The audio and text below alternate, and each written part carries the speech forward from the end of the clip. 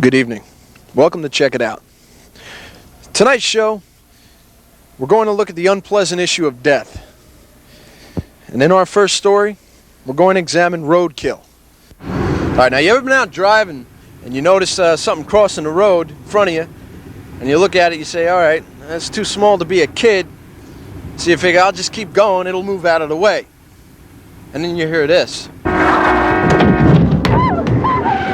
Well, it's not bad enough that you've created some bird food out there in the road, but you keep driving. You figure, hey, after about 400 or 500 cars drive over it, it'll drive it so far into the pavement, people won't notice it anyway. All right, let's examine reality for a moment.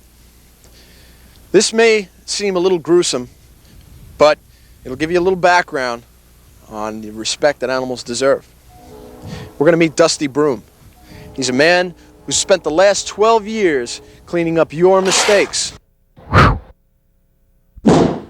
Dusty, why don't you tell the people what it is exactly you do?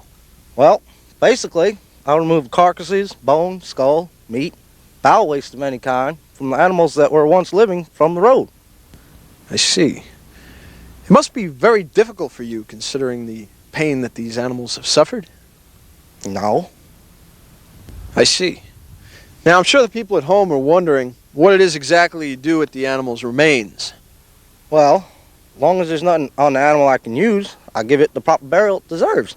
I see. So you may use the fur of the animal or maybe a rabbit's foot for good luck. Yeah, that's all right. But sometimes I can get a toothpick out of them or a paperweight. But sometimes if I'm real lucky, there's some good dark meat left on them. All right, Dusty, why don't you explain your craft to the home viewers? All right, here we go. Let's check it out. Oh my God. All right, now Dusty, how do you even know what type of animal this is? I mean, this is a mess here. Well, that's easy.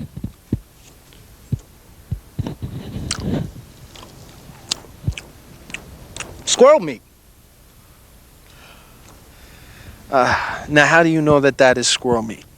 It's simple. Tastes just like German Shepherd. All right, Dusty, what else can you tell us about this animal here? Well, pretty fresh. There's no steam riding from the body. Temperatures come down at least 50 or so. Bottom line, he's dead. All right, Dusty, so what do you do with it now that you're obviously done examining it? Now clean up.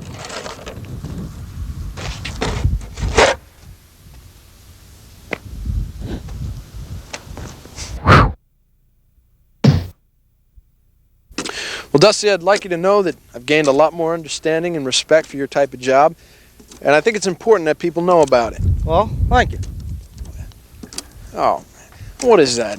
Well, look at that guy. What is that, a dog that he lost? A dog got hit by a car. Is that a dog? I can't tell. Oh, look at him. We'll find out. Look at him. He's crying.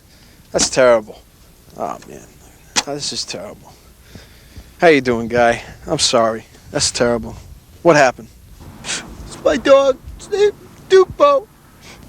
I've been looking for him all night. We just found him now.